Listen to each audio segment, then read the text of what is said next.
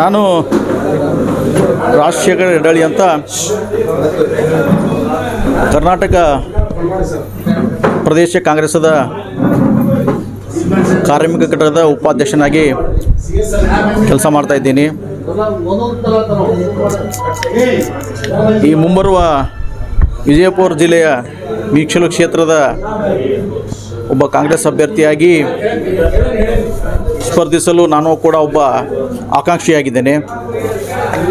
ಈ ವಿಷಯದಲ್ಲಿ ನಾನು ಈಗಾಗಲೇ ಕೂಡ ಜಿಲ್ಲೆಯ ಎಲ್ಲ ಪ್ರಮುಖರನ್ನು, ರಾಜ್ಯದ ಎಲ್ಲ ಕಾಂಗ್ರೆಸ್ ಪ್ರಮುಖರನ್ನು ಭೇಟಿಯಾಗಿ ಬಂದಿದ್ದೀನಿ. ಎಲ್ಲರೂ ಕೂಡ ಉತ್ತಮ ಪ್ರತಿಕ್ರಿಯೆ ಮತ್ತು ಸ್ಪಂದನೆಯನ್ನು ನೀಡಿದ್ದಾರೆ. ಈ ಸಲ ಕಾಂಗ್ರೆಸ್ ಪಕ್ಷದ ಅಭ್ಯರ್ಥಿ ಇಲ್ಲಿಂದ ಚುನಾಯಿತರಾಗಿ ಹೋದರೆ, ಅದರಲ್ಲೂ ವಿಶೇಷವಾಗಿ ನನಗೆ ಕಾಂಗ್ರೆಸ್ ಪಕ್ಷ ಟಿಕೆಟ್ ನೀಡಿದಲ್ಲಿ ನಾನು ಈ ಜಿಲ್ಲೆಯ ಉತ್ತರೋತ್ತರ ಪ್ರಗತಿಗೆ ಶ್ರಮಿಸ್ತೀನಿ ಅಂತ ನಾನು ಆಶಾಭಾವನೆಯನ್ನು ವ್ಯಕ್ತಪಡಿಸ್ತೀನಿ. ಈಗಾಗಲೇ ನಾನು ಈ ರಾಜ್ಯದ ಪ್ರಮುಖ ಸಚಿವರು, ಸಮುದಾಯ ಸಚಿವರಾದ ಶ್ರೀ ಜಿ ಪರಮೇಶ್ವರ್ ಇರ್ಬೋದು, ಸಿ ಮಾದೇವಪುರ ಇರ್ಬೋದು ಮತ್ತು ಖರ್ಗೆ ಸಾಹೇಬರಿಗೂ ಇವರಿಗೆ ಕೂಡ ಭೇಟಿಯಾಗಿದ್ದೇವೆ. ಮತ್ತು ನಮ್ಮ ಜಿಲ್ಲೆಯ ಸಚಿವರಾದಂಥ ಸನ್ಮಾನ್ಯ ಎಂ ಬಿ ಪಾಟೀಲ್ ಸಾಹೇಬ್ರು ಇರ್ಬೋದು, ಶಿವಾನಂದ ಪಾಟೀಲ್ ಸಾಹೇಬ್ರು ಇರ್ಬೋದು ಮತ್ತು ಶಾಸಕರಾದಂಥ ಯಶವಂತರಾಯ ಗೌಡ್ರು ಇರ್ಬೋದು, ಅಶೋಕ್ ಮನಗೂಳರು ಇರ್ಬೋದು, ವಿಠ್ಠಲ್ ಕಡ್ಡಗೊಂಡು ಇರ್ಬೋದು, ಇವೆಲ್ಲರಿಗೂ ಕೂಡ ನಾವು ಈಗಾಗಲೇ ಒಂದು ಸುತ್ತು ಭೇಟಿಯಾಗಿ ಬಂದಿದ್ದೇವೆ. ಅವರು ಕೂಡ ಉತ್ತಮ ಪ್ರತಿಕ್ರಿಯೆಯನ್ನು ತೋರಿಸಿದ್ದಾರೆ. ನಿಮ್ಮ ಸಮುದಾಯಕ್ಕೆ ಟಿಕೆಟ್ ಸಿಕ್ಕರೆ ಈ ಸಲ ಗೆಲುವು ಖಚಿತ ಅಂತ ಅವರ ಅಭಿಪ್ರಾಯ ಆಗಿದೆ. ಅದರಲ್ಲೂ ನನ್ನ ಉಮೇದುಗಾರಿಕೆಯನ್ನು ನಾನು ಅವರಿಗೆ ಪ್ರತಿಪಾದಿಸಿ, ನಾನು ನಿಂತರೆ ಈ ಸಲ ಕಾಂಗ್ರೆಸ್ ಪಕ್ಷ ಇಲ್ಲಿ ಜಯ ಕಳಿಸಲಿಕ್ಕೆ ಸಾಧ್ಯ ಇದೆ ಅಂತ ನಾನು ಅವರಿಗೆ ಮನವರಿಕೆ ಮಾಡಿಕೊಟ್ಟಿದ್ದೇನೆ. ಏನು ಭರವಸೆ ಕೊಟ್ಟರು ಸರ್ ಸಚಿವರು? ಏನು ಭರವಸೆ ಕೊಟ್ಟರು ನಿಮಗೆ ಟಿಕೆಟ್ ಕೊಡ್ತಾರೆ? ತಕ್ಷಣಕ್ಕೆ ಯಾವ ಭರವಸೆ ಇಲ್ಲ, ಆದರೂ ಕೂಡ ನಾನು ಫೈನಲ್ ಸ್ಟೇಜ್ನಲ್ಲಿ ನೋಡ್ತೀನಿ, ನೀವು ನಿಮ್ಮನ್ನು ಕನ್ಸಿಡರ್ ಮಾಡ್ತೀವಿ ಅಂತ ಹೇಳಿದ್ದಾರೆ ಈಗಾಗಲೇ ಅವರು. ಸರ್, ಈಗ ಪ್ರಶ್ನೆ ಬರುತ್ತೆ, ಟಿಕೆಟ್ ನಿಮಗೆ ಯಾಕೆ ಕೊಡಬೇಕು? ಬಲಗೈ ಸಮಾಜದಲ್ಲಿ ಸಾಕಷ್ಟು ಬಲಗೈ ಸಮುದಾಯದಲ್ಲಿ ಪ್ರಬಲ ಆಕಾಂಕ್ಷಿಗಳು ಭಾಳಷ್ಟಿದ್ದಾರೆ. ಈಗ ಇದು ಒಂದು ಪ್ರಜಾಪ್ರಭುತ್ವ ರೀತಿಯಾಗಿದ್ದರಿಂದ ಯಾರಿಗೆ ಬೇಕಾದರೂ ಟಿಕೆಟ್ ಕೇಳ್ಬೋದು, ಅದರಲ್ಲಿ ನಾನು ಕೂಡ ಒಬ್ಬ. ನಾನು ಈ ಜಿಲ್ಲೆಯಲ್ಲಿ ಸುಮಾರು 25-26 ವರ್ಷ ಒಬ್ಬ ಅಧಿಕಾರಿಯಾಗಿ, ಜಿಲ್ಲಾ ಮಟ್ಟದ ಅಧಿಕಾರಿಯಾಗಿ, ತಾಲೂಕು ಮಟ್ಟದ ಅಧಿಕಾರಿಯಾಗಿ ನಾನು ಕೆಲಸ ಮಾಡಿದ್ದೇನೆ. ನಾನು ಕೆಲಸವನ್ನು ಒಂದು ಸಮಾಜ ಸೇವೆ ರೀತಿಯಲ್ಲಿ ಮಾಡಿದ್ದೇನೆ. ಮತ್ತು ಎಲ್ಲ ಸಮುದಾಯದ ಪ್ರಮುಖರೊಂದಿಗೆ ನನಗೆ ಉತ್ತಮ ಬಾಂಧವ್ಯ ಇರೋದರಿಂದ ನನಗೆ ಟಿಕೆಟ್ ನೀಡಿದರೆ ಈ ಸಲ ಕಾಂಗ್ರೆಸ್ ಪಕ್ಷ ಇಲ್ಲಿ ಗೆಲುವನ್ನು ಸಾಧಿಸಬಹುದು ಅಂತ ಹೇಳಿ ನನ್ನ ಅಭಿಪ್ರಾಯ. ಸರ್, ಅಕಸ್ಮಾತ್ ಕಾಂಗ್ರೆಸ್ ನಿಮಗೆ ಟಿಕೆಟ್ ಕೊಡಲಿಲ್ಲಪ್ಪ, ಏನು ಪಕ್ಷನ ಬಿಟ್ಟು ಬೇರೆ ಪಕ್ಷಕ್ಕೆ ಹೋಗ್ತೀರಿ? ನೋಡಿ, ನಾವು ಕಾಂಗ್ರೆಸ್ ಪಕ್ಷ ಅಂತದಲ್ಲಿ ನಾನೊಬ್ಬ ಶಿಸ್ತಿನ ಸಿಪಾಯಿ.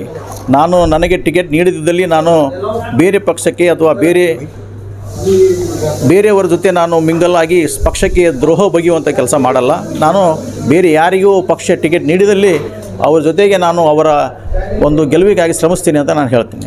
ಸರ್, ಪಕ್ಷ ನಿಮಗೆ ಟಿಕೆಟ್ ಕೊಟ್ಟಂದರೆ ಗೆಲುವು ಎಷ್ಟು ಚಾನ್ಸ್ ಇದೆ? ಎಷ್ಟು ಪರ್ಸೆಂಟ್ ಚಾನ್ಸ್ ಇದೆ? ಈಗ ನನಗೆ ಟಿಕೆಟ್ ನೀಡಿದಲ್ಲಿ ನನಗೆ ಗೆಲುವು ಎಷ್ಟು ಚಾನ್ಸ್ ಇದೆ ಅಂತ ಭವಿಷ್ಯ ಹೇಳಲಿಕ್ಕೆ ಆಗಲ್ಲ. ನಾನು ನನ್ನದೇ ಆದ ಕ್ಯಾಲ್ಕುಲೇಷನ್ಸ್ ಇದ್ದೇವೆ. ಅದಕ್ಕೆ ನಮ್ಮ ಪೂರಕ ಅಂದರೆ ಕಾಂಗ್ರೆಸ್ ಪಕ್ಷದ ಸಾಕಷ್ಟು ಮತದಾರರಿದ್ದಾರೆ. ಜೊತೆಗೆ ನನ್ನ ಸಮುದಾಯ ಕೂಡ ನನ್ನ ಬೆಂಬಲಿಗೆ ನಿಲ್ತದೆ ಅಂತ ನಾನು ಆಶಿಸ್ತೀನಿ. ನಮ್ಮ ಸಮುದಾಯದ ವೋಟರ್ಸು ಮೋರ್ ದೆನ್ 2 lakhs ಇದ್ದಾರೆ. 2 ಲಕ್ಷಕ್ಕಿಂತ ಹೆಚ್ಚಿನ ನಮ್ಮ ಮತದಾರರಿದ್ದಾರೆ. ಅವರೆಲ್ಲರೂ ಮತ್ತು ಇತರ ಕಾಂಗ್ರೆಸ್ ಪಕ್ಷದ ಎಲ್ಲ ಮತದಾರರು ನಮ್ಮ ಕೈ ಹಿಡಿತಾರೆ ಅಂತೇಳಿ ನಾನು ಭಾವಿಸಿದ್ದೀನಿ. ಸರ್, ಇನ್ನು ಕಾಂಗ್ರೆಸ್ದಲ್ಲಿ ಪ್ರಬಲ ಆಕಾಂಕ್ಷಿಗಳು ರಾಜು ಇದ್ದಾರೆ, ವಿನೋದ್ ಅವರು ಬರ್ತಾ ಇದ್ದಾರೆ, ಸಾಕಷ್ಟು ಜನ ಇದ್ದಾರೆ ಸರ್. ಈಗ ಏನು ಪಕ್ಷ ಯಾರ ಹಿತದಲ್ಲಿ ಹೋಗ್ಬೇಕು, ಯಾರಿಗೆ ಟಿಕೆಟ್ ಕೊಡಬೇಕು ಅದೊಂದು ಇರ್ತವೆ, ಒಂದು ಟಿಕೆಟ್ ಇರ್ತವೆ. ಇಲ್ಲ, ನೀವು ಕೇಳಿದ ಪ್ರಶ್ನೆಗೆ ಪಕ್ಷದ ಹೈಕಮಾಂಡು ಮತ್ತು ಪಕ್ಷದ ಹಿರಿಯರು ನಿರ್ಧಾರ ತಗೋಬೇಕು. ನಾನೊಬ್ಬ ಪಕ್ಷದ ಕಾರ್ಯಕರ್ತನಾಗಿ ನಾನು ಒಬ್ಬ ಪ್ರಬಲ ಆಕಾಂಕ್ಷಿ ಅಷ್ಟೇ ನಾನು ಹೇಳ್ಬೋದು.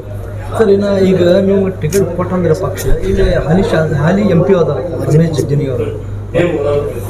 ಇಲ್ಲ, ಜಗದೀಶ್ ಸಾಹೇಬರು ಎಡಗೈ ಸಮುದಾಯಕ್ಕೆ ಸೇರಿದವರಾಗಿದ್ದಾರೆ, ನಾವು ಬಲಗೈ ಸಮುದಾಯ ಸೇರಿದವರಾಗಿದ್ದಾರೆ. ಅವರು ಕೂಡ ನಮ್ಮ ದಲಿತ ಸಮುದಾಯದ ಒಟ್ಟ ಮುತ್ಸದ್ದಿ ನಾಯಕರು. ಅವರ ಬಗ್ಗೆ ನಾನು ಏನು ಹೇಳಲ್ಲ, ಯಾಕಂದರೆ ಅವರು ಕೂಡ ನಮ್ಮ ಗುರುಗಳಾಗಿ ಇದ್ದಾರೆ.